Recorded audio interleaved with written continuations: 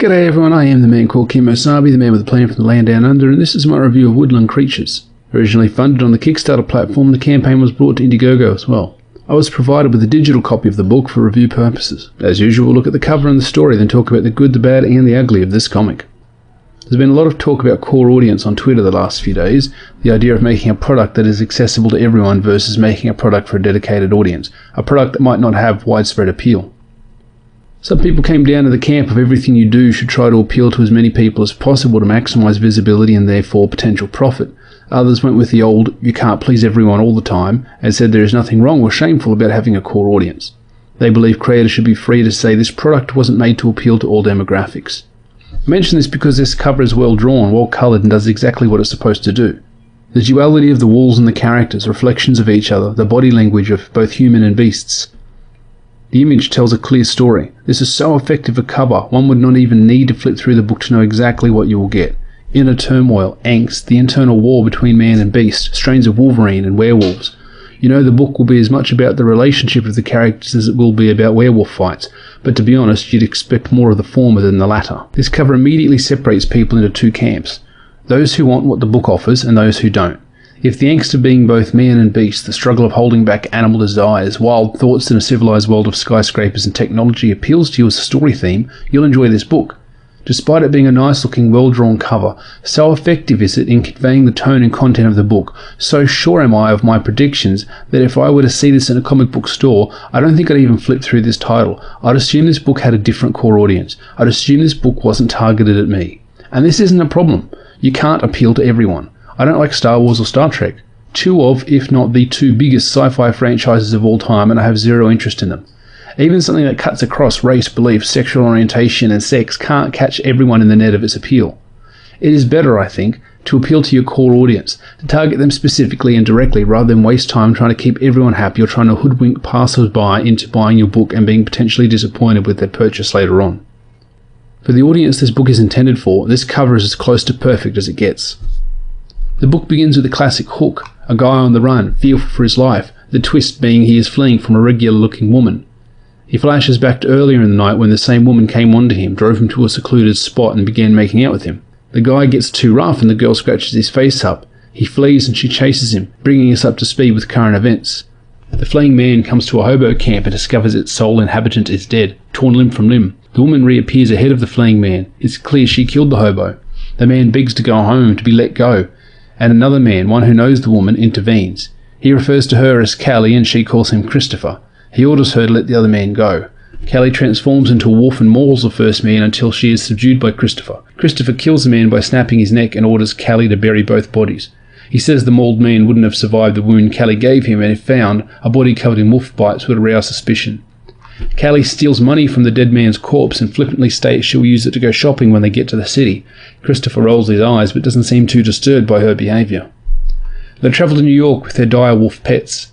Callie seduces Christopher, asking him to forgive her. In the morning they leave the wolves in their hotel room and travel to the UN building, where Christopher is testifying on the presence and impact of werewolves on mankind. On the way, Callie complains about the noises of the city, how loud it is, and they spot another werewolf as he drives by. At the UN building, Christopher insists Callie stay outside while he testifies and admonishes her to keep control of her temper and her abilities. While Christopher faces a mostly hostile panel at the UN hearing, the werewolf they saw earlier in the city taunts Callie into losing her temper. The psychic link causes Christopher to become distracted during the hearing, and he cleverly manoeuvres his way into a postponement of the proceedings. He rushes to find Callie and runs into the other werewolf, who introduces himself as Vincent. Callie gets into a fight just as Christopher is most aware of the dangers facing the werewolves as a species. He senses the direwolves have gotten free and are terrorizing people in Central Park. He transforms into a wolf to help herd the direwolves and to protect them from the police. Christopher is hit with a tranquilizer dart and reverts to his human form. Callie stashes him in an alleyway, hidden and guarded by the direwolves. She returns to the hotel and confirms that, since the door is not damaged, the wolves were set free and didn't break out on their own. She has a bath, which I thought I'd mention. It's very important to the story, you understand. Very, very important. Callie rendezvous with Christopher, who has just woken from a nightmare from his time serving in the Middle East. In it, he is attacked by someone who appears to be turning into a werewolf, but he's saved by his pet wolf or service dog. He tells Callie they have to prepare for the UN dinner being held during the full moon, meditating so she can stay calm while in the city and not cause more problems. At the dinner she is taunted by Vincent, loses control and attacks him and others with her claws and with a knife. She flees the party and Christopher chases her. The Colonel says he has every right to arrest Callie after she lost control, and Christopher negotiates, saying he'll write a document to support the Colonel's motion to the Council if he lets them return to Alaska. The Colonel agrees, and we next see Callie and Christopher on a plane heading home. Callie accuses Christopher of being a coward, and the book ends there.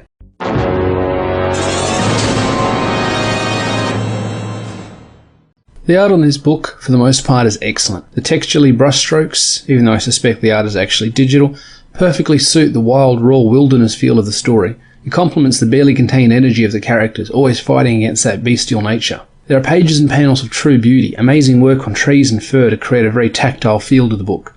The dialogue between the characters is snappy and lean without being quippy and obnoxious. They have individual voices and convey their own agendas and goals through the way they talk and interact.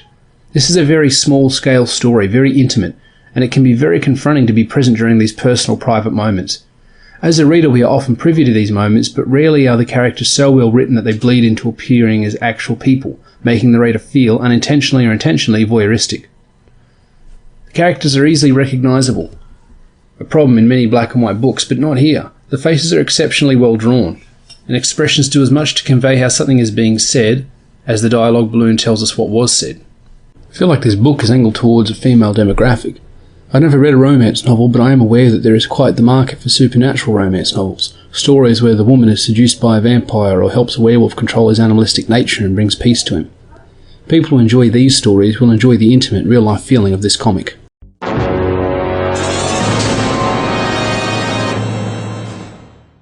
Yes, the art is good. There are a few places where it's a bit flat. Christopher must be very pale because he's often just outlines with little to no rendering or shading. It gives him an ethereal, supernatural feeling, but sometimes he looks unfinished. There are also some panels where the characters look like they are floating because the ground doesn't have any texture or shadow to give us a sense of depth. The city backgrounds are unfinished and sparse. There might be a stylistic choice making the city seem unreal and Alaska much more tactile and grounded, but more likely I think it is a consequence of tracing 3D models. I'm not 100% sure, but that's what it looks like to me. The story picks up and ends mid-event. We don't really get any sense of closure or a cliffhanger. If anything, the final conflict of the book was one with words, and with the main characters slinking away with their tails between their legs. Christopher justifies his actions, and I don't blame him, but it's anticlimactic. If this were a monthly title or part of a miniseries purchased all at once, this wouldn't be a problem, but for all the readers know, the next issue of this comic might not be released for months or years. That's a long time to follow a story without a cliffhanger to entice, without something unfinished to tempt them back for another issue. I suspect the story will continue with the Colonel sending Vincent and maybe some soldiers or other lichens to Alaska to kill or capture Callie and Christopher, and we'll get a final showdown in the woods type survival defense story. To be honest, that's the comic I want to read. This seems like an extended flashback that lets me know why the characters in the next issue are fighting each other. I think a better way to pace this would have been to have these two books completed, then splice the two between each other, making one story. In between bloody werewolf battles and hunt-to-prey montages, have scenes of UN interference, the Colonel's machinations, and the threat Vincent poses, the way he manipulated Callie and her culpability in the situation.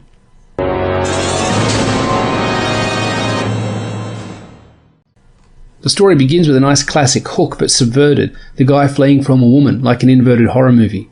The problem with the opening is the problem with the whole book, I think. None of the characters are particularly likeable. There are two reasons for this. One is the fact that as werewolves, the characters are no longer wholly human. They are different. They see themselves as better, more valuable and superior to humans. It's the same problem I have with the Na'vi from Avatar, elves in most media, and the X-Men. All these beings are more powerful and therefore seen as superior to humans. In turn, they are often disdainful of mankind or pose a significant obstacle or threat to the continued survival and advancement of humans. I'm human. I identify with and empathise with humans. If there is some other being out there that doesn't look like us, poses a threat to us and actively looks down on us and the way we do things, probably don't make them the protagonists of your story. Fortunately, the writer makes the bad guys less likeable than the main characters, so you side with them by virtue of being less awful than the Colonel and his mercenary werewolf soldier. The other reason the characters, particularly Callie, are unlikable is the way she murders the guy at the start of the book for sport. She came onto him, she lured him to a secluded spot and seduced him. His narration talks about his confusion, the point where his senses were overwhelmed, and innocence becomes madness and sensuality becomes violent. This woman is a werewolf, and sexuality has always been a big part of the modern werewolf mythology. I'm sure Freud would have had something to say about the symbolism of the transformation werewolves undergo. I'd be remiss if I didn't point to the werewolf RPG as evidence. It's clear by the way Callie teases, chases, taunts and hunts this guy that she intended to kill him anyway. She lured him to this place to kill him, not have sex with him, but it's like the author knew that would shine a negative light on one of the main characters, so she had the guy get too rough. Visually we see this in the panels. Callie says ouch and ah to show that things were getting out of hand, but his narration and Callie's obvious intent here don't all line up. The book opens with her planning to entrap and kill this guy, but the author didn't want to commit to the bit, so to justify him being mauled to death they portray him as the typical rapey jock douche. If this scene was legitimately moving into sexual assault territory, is there any doubt that Callie couldn't have stopped it? Was she ever at any risk in this scenario? I don't know, but it doesn't feel like it. Your opening scene sets the tone for the whole book. Once set, it's difficult to change it. You need to dedicate so many pages to change the reader's mind, pages better used to advance the story. When your story opens with a guy being callously murdered by a pair of werewolves, and the only admonishment is an eye roll, don't be surprised if readers don't warm to these characters right away. While I think werewolves under military control sounds like a disaster waiting to happen, actually I think dog soldiers / military werewolves doing black ops overseas sounds like a great comic waiting to be made. I also feel like it's better than letting them roam free, if them being free costs human lives so frequently. I'm guessing the book is aimed at those people who identify with the Na'vi, who imagine they would be the mutants at Xavier's school, the wizards at Hogwarts, not the muggles, the cool, not at all evil vampire that drinks blood but doesn't kill. People who empathise with the characters are probably the types that would want to be part of this special minority, those who maybe already feel apart from mankind, or even feel like they are already more awake, more aware and somehow superior to their fellow man, and would gladly shed humanity's faults and foibles for a chance to be more, to have this real power. I recognise I'm not the core audience for this kind of comic. It was more about relationships and fights, more about words and violence, and any promises of a larger supernatural world weren't hinted at strongly enough to spark that runaway imagined dream of the vast possibilities within this universe. I would have liked to have known if vampires or other were-creatures existed. Are werewolves the only type of supernatural creature in the whole world? I'd like to see a supernatural hit squad, vampires and werewolves and spirit mediums and military-trained hedge wizards storm Callie and Christopher's Alaska home in the Rambo 5-like bloodbath that might ensue. This beautiful-looking book has promise and potential, but I think as someone who is not the target audience, that potential, even if realised, won't be in a shape that ultimately appeals to me. That brings us to the end of the video. Thanks for watching. Please consider liking and subscribing, and I hope you join me on the next one. Take care.